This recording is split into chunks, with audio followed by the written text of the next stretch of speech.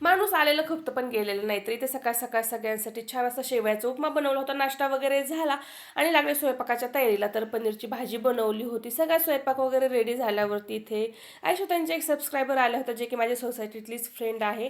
मग त्यांच्याशी गप्पा वगैरे झाल्या, पाहुणचार झाला आणि असं घरी कुणी आलं नाही, एवढं छान असं वाटून जातं ना. नंतर आम्हाला जायचं होतं शॉपिंगसाठी. आता इथे आम्ही आलो होतो साड्यांची शॉपिंग करायला आणि इथे आलं ना असं होतं, एवढं कन्फ्यूज होऊन जातं ना, ही साडी घेऊ का ती साडी घेऊ असं काही होऊन जातं. आणि फायनली आमची साडी चूज पण झाली. घरी आल्यावरती जेवण वगैरे झालं आणि यांचा जायचा पण टाईम झाला होता. आता 4-5 दिवसापासून घरी पाहुणे होते.